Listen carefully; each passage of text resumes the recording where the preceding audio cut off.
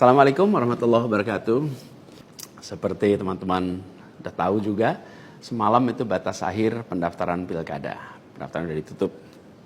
Dan di Jakarta ada satu yang dicalonkan oleh 15 partai, lalu ada satu yang dicalonkan oleh satu partai, dan ada lagi satu yang disebut independen.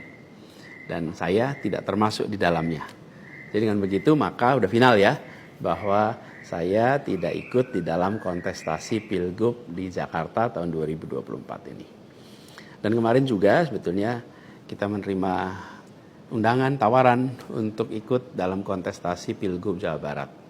Kita apresiasi sekali ajakan ini, panggilan ini, tapi dengan mempertimbangkan berbagai faktor, kami putuskan untuk tidak mengikuti kontestasi di Jawa Barat. Nah, saya ingin sampaikan beberapa poin respon singkat atas situasi yang saat ini sedang terjadi. Pertama, saya ingin sampaikan terima kasih. Terima kasih banyak kepada semuanya yang selama 1,5 tahun ini, hampir 2 tahun, ikut mendukung perjuangan yang luar biasa di jalur Pilpres, Pilgub, sampai dengan titik ini. Gak bisa saya sebut satu persatu, terlalu banyak. Tapi yang jelas, semua yang terlibat adalah pejuang yang luar biasa, yang membuat perjuangan besar ini terasa jadi ringan, terasa jadi bermakna. Dan semoga Allah SWT, Tuhan yang Maha Kuasa, jadikan perjuangan kemarin sebagai catatan amal untuk kita semua. Dan insya Allah kita terus berjuang untuk tujuan yang sama ke depan.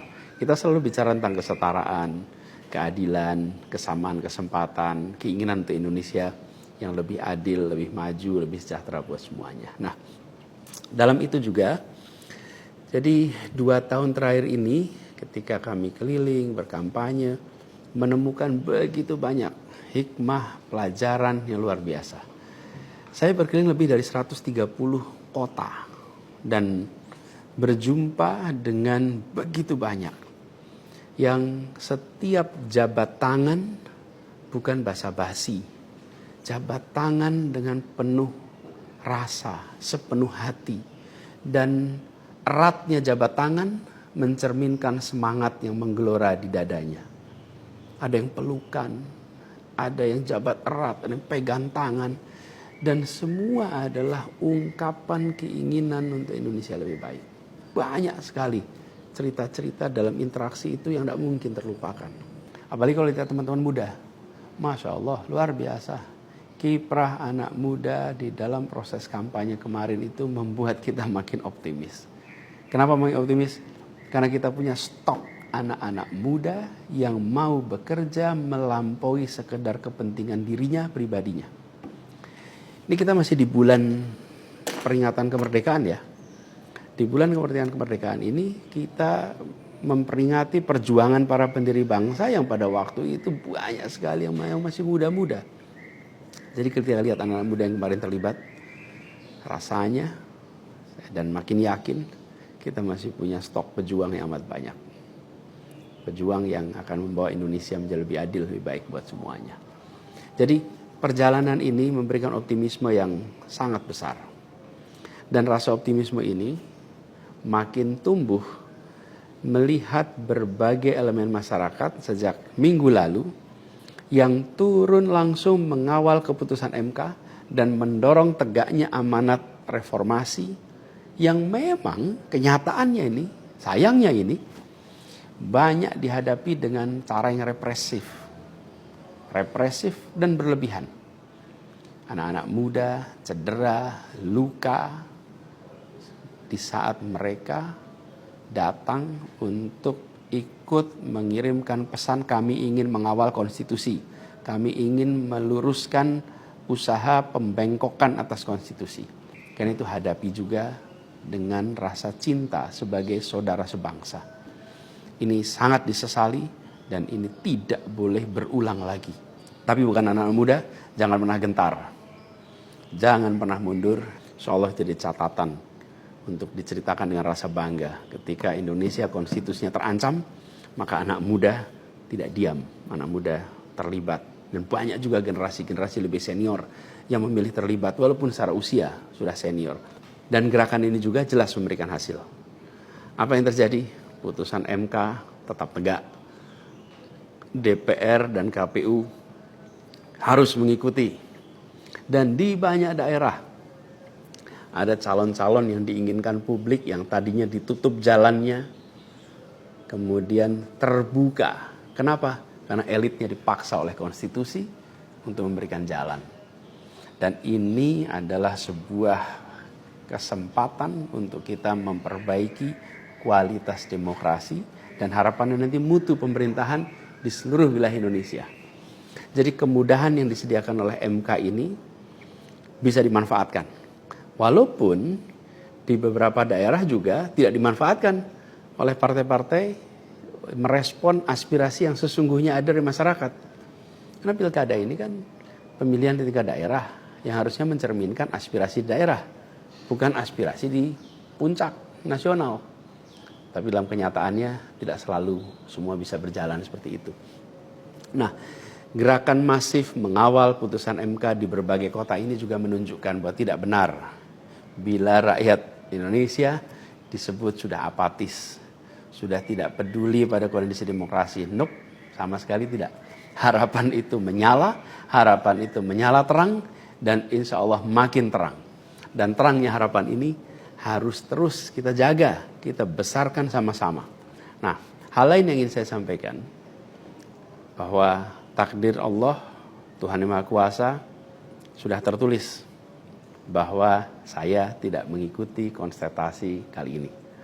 Dan sejujurnya ada selalu rasa lega setiap kali melewati sebuah persimpangan jalan. Ketika amanat itu diberikan, artinya Allah SWT meyakini bahwa ini yang terbaik. Dan ketika amanat itu tidak berikan, saya yakin Allah SWT sedang melindungi pada kita. Jadi itu juga yang saya jalani selama ini. Begitu kita menyaksikan situasinya, hasilnya, maka saya yakin insya Allah ada hikmah-hikmah besar yang akan muncul nanti. Mungkin ada yang tanya, Pak Anies, ada nggak penyesalan tidak mengikuti pilkada ini? Kalau saya ditanya ada penyesalan, tidak ada. Ada penyesalan itu. Apa yang saya sesali? Yang saya sesali adalah aspirasi warga kampung-kampung miskin kota, rakyat miskin kota yang berdatangan ke rumah ini, di tempat sini. Setelah selesai pilpres kemarin, bergantian, berombongan datang bergantian, menyampaikan keinginan, aspirasi, Pak tolong kembalikan kondisi yang kemarin kita rasakan. 1,5 tahun ini hilang. Dari mulai usaha untuk perbaikan kampung-kampung kumuh, perbaikan kondisi ekonomi mereka, yang selama itu kami selalu jadikan sebagai fokus perhatian. Dan selama berapa bulan ini saya datang mengelilingi mereka semua, mendatangi mereka semua. Ini yang saya, kalau dibilang perasaan ya, ada perasaan, waduh ini aspirasi ini gak bisa kita tuntaskan. Lihat warga kampung Bayam yang terlantar, berat rasanya. Lihat kampung-kampung yang setiap kali kita datang, Pak tolong ini dituntaskan, berat rasanya kalau mereka tidak bisa mendapatkan penuntasan atas usaha meningkatkan kesejahteraannya.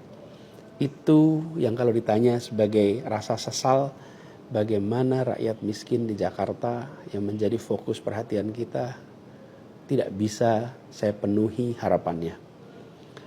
Para saudara-saudara semua, warga kampung di Jakarta, rakyat miskin kota, saya minta maaf karena tidak bisa membantu melalui jalan pemegang kewenangan, pembuat kebijakan. Tapi bukan berarti perjuangan kita berhenti dan bukan berarti ikhtiar kita selesai di sini, enggak. Dengan cara lain nanti kita sama-sama berjuang untuk bisa memperbaiki kondisi rakyat miskin kota yang saat ini sedang menghadapi tantangan yang besar sekali. Saya minum kopi dulu ya. Jadi catatan lain yang saya rasakan ya ketika mengikuti proses ini semua, bahwa terbuka kenyataan bahwa sistem politik kita, demokrasi kita masih amat ringkih. Dan kita punya PR untuk mengajak seluruh rakyat memiliki kesadaran yang lebih baik tentang proses politik, tentang proses demokrasi agar demokrasi kita itu bisa berjalan dengan benar, berjalan dengan baik, dan hasilnya adalah untuk dirasakan seluruh rakyat. Ini PR tersendiri dan bukan sesuatu yang sederhana, tapi kita harus kerja keras. Dan saya rasa kita jangan berhenti di sini.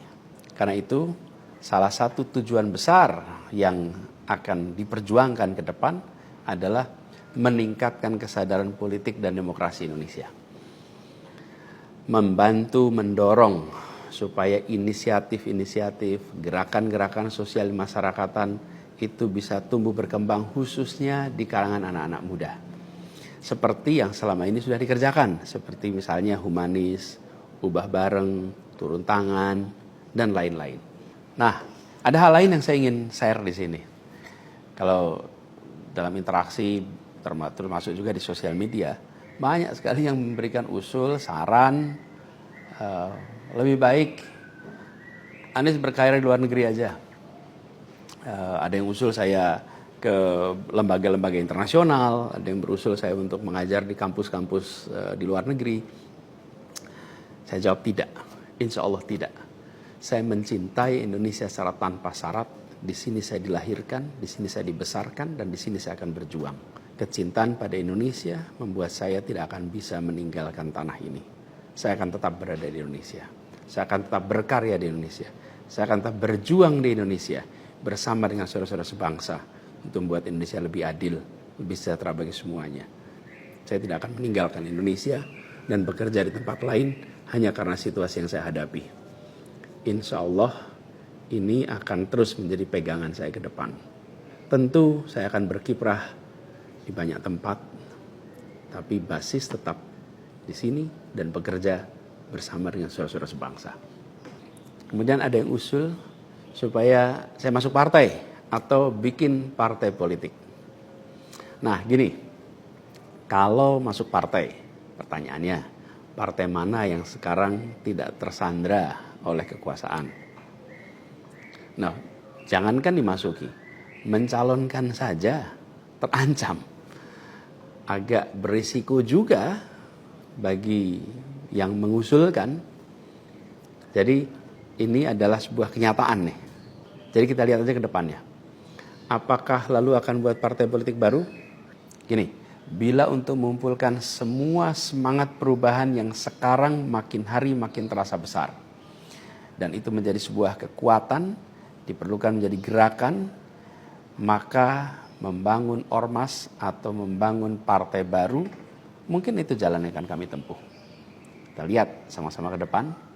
Semoga tidak terlalu lama lagi kita bisa mewujudkan langkah-langkah konkret untuk bisa mewadahi gerakan yang sekarang ini makin hari makin membesar. Menginginkan Indonesia yang lebih setara, demokrasi yang lebih sehat, politik yang lebih mengedepankan policy gagasan. Ini respon saya atas situasi yang sedang terjadi saat ini. Saya ingin sampaikan pada semua di akhir ini kutipan yang pernah saya sampaikan pekan lalu. Kutipan dari René de Klerk yang dimasukkan oleh Bung Hatta ke dalam pledoinya di tahun 1928 di Den Haag. 96 tahun yang lalu Bung Hatta menggunakan kalimat ini. Saya ingin ulang kalimat itu. Bunyinya begini. Hanya ada satu negeri yang menjadi negeriku. Ia tumbuh dengan perbuatan dan perbuatan itu adalah perbuatanku. Insya Allah segala perbuatan yang saya lakukan ke depan masih terus tetap dan akan selalu ditujukan untuk negeri yang saya cintai ini, Indonesia. Dan saya harap makin banyak di antara kita semua yang mau bergerak bersama kita, bersama kami untuk Indonesia, untuk keadilan, untuk kesetaraan, untuk kebersamaan, untuk persatuan yang ada di negeri kita. Terima kasih semuanya. Salam hangat dan hormat. Assalamualaikum warahmatullahi wabarakatuh.